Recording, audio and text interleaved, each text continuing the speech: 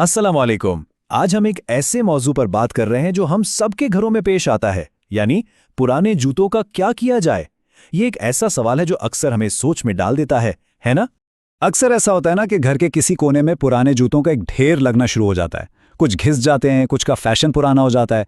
तो अब सवाल यह है कि उन्हें फेंक दें, किसी को दे दें या बस संभाल कर रखे रहें। आखिर करें तो करें क्या? चलें आज इस उलझन को सुलझाते हैं और देखते हैं कि इसका सबसे बेहतर और सोचा समझा हल क्या हो सकता है। तो इस मसले को हल करने से पहले एक बुनियादी असूल है जिसे समझना बहुत ज़रूरी है। यही असूल हमें सही फैसला करने में मदद देगा कि कैसे एक बेकार चीज़ किसी के लिए रहमत बन सकती है। और वो उसूल ये है, बहुत सादा लेकिन गहरी बात है। मतलब अगर कोई चीज़ ऐसी है जिसे हम खुद इस्तेमाल करना पसंद नहीं करेंगे तो वो किसी और को देना वो नेकी नहीं है। वो तो असल में अपना बोझ किसी दूसरे पर डालने वाली बात हुई। इसलिए ये समझना ज़रूरी है कि हर पुराना जूता देने के काबिल नहीं होता और ना ही हर पुराना जूता फेंकने के लायक होता है। तो एक अच्छे अतिये और एक बोझ में आखिर फर्क क्या है? ये स्लाइड इस बात को बिल्कुल वाज़े कर रही है। देखें, एक तरफ है एक सोचा समझा तोहफा, यानी जूता मजबूत हो, साफ सुथरा हो और पहनने वाले के लिए आरामदेह हो। और दूसरी तरफ है एक बोझ, मतलब टूटा फूटा, गंदा और जिसे पहनकर फायदे के बजाय तकलीफ हो। तो असल बात जूते की हालत की है। वही तय करती है कि वो किसी के लिए तोहफा बनेगा या सिर्फ एक ज़हमत। अच्छा, तो अब जब असूल समझ आ गया है तो सवाल यह है कि इस पर अमल कैसे किया जाए।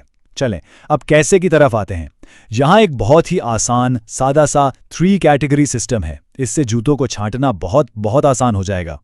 तो ये हैं वो 3 कैटेगरीज। पहली, वो जूते जो आप किसी को दे सकते हैं, यानी डोनेट कर सकते हैं। दूसरी, वो जूते जो रफ यूज के लिए रखे जा सकते हैं।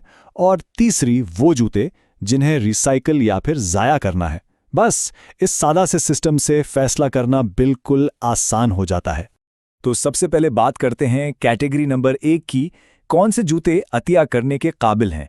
इसमें वो जूते आते हैं जो थोड़े इस्तेमालशुदा तो हैं लेकिन उनकी हालत अच्छी है। खास तौर पर स्कूल शूज़। अक्सर बच्चों के जूते छोटे हो जाते हैं जबकि वो बिल्कुल ठीक होते हैं। ये किसी के लिए बहुत बड़ी नेमत हो सकती है। इसी तरह आम चप्पलें, सैंडल या फिर मेहनत मजदूरी करने वालों के लिए कोई मजबूत जूते भी बहुत काम आते हैं। अब आते हैं दूसरी कैटेगरी पर। ये हैं रफ यूज के जूते। ये वो जूते हैं जो शायद बाहर पहनने में इतने अच्छे ना लगें, मतलब इनकी शक्ल सूरत थोड़ी खराब हो गई हो, लेकिन वो अंदर से अभी भी मजबूत हैं। सोचें, बागबानी करनी है या घर में पेंट का काम है या कोई भी ऐसा काम जिसमें नए जूते खराब हो सकते हैं, उनके लिए ये परफेक्ट हैं। इस तरह पैसे भी बचते हैं और चीज भी जाया नहीं होती। और आखिर में आती है कैटेगरी नंबर 3, वो जूते जो बिल्कुल ही खत्म हो चुके हैं। लेकिन इन्हें फेंकने से पहले एक चीज जरूर चेक करें कि आपके इलाके में जूतों को रिसाइकिल करने का कोई प्रोग्राम है। अक्सर जूतों का रबड़ और दूसरा मटेरियल दोबारा काम आ सकता है। यह हमारे माहौल के लिए बहुत अच्छा है। और अगर रिसाइकिल का ऑप्शन ना हो तो फिर आखिरी हल यही है कि इन्हें सही तरीके से ज़ाया कर दिया जाए। तो जूते छांट लिए, लेकिन यह बात खत्म नहीं होती। एक बहुत जरूरी चीज है, देने के आदाब। मतलब ये सिर्फ इस बारे में नहीं है कि क्या दे रहे हैं, बल्कि ये भी कि कैसे दे रहे हैं।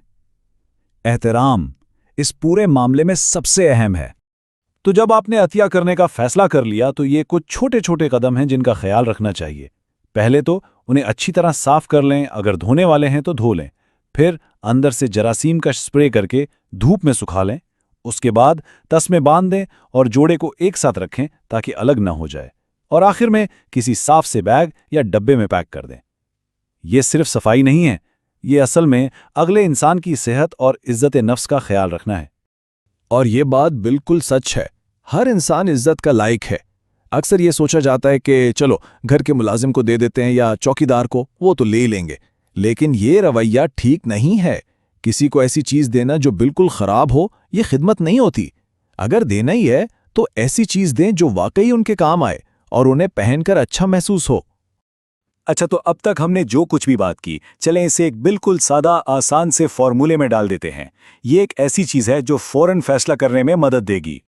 तो असली सवाल यही है ना कि जब सामने इतने सारे पुराने जूते पड़े हों तो झटपट और एतमाद के साथ सही फैसला कैसे करें। इसका जवाब बहुत आसान है, चलें देखते हैं। ये रहा वो खत्मी फैसला मैट्रिक्स। बिल्कुल आसान। अगर जूता महफूज है, साफ है और पहनने के काबिल है तो उसे अतिया कर दें।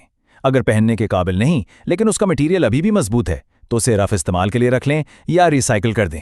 और अगर वो बिल्कुल ही खत्म हो चुका है, टूटा फूटा है, तो उसे ठीक तरीके से ज़ाया कर दें। देखा, बस इतनी सी बात है। तो इस पूरे निज़ाम को अपनाने का फ़ायदा क्या है? 3 बड़े फ़ायदे हैं। 1, घर फालतू चीज़ों से साफ रहता है। 2, किसी ज़रूरतमंद की मदद हो जाती है।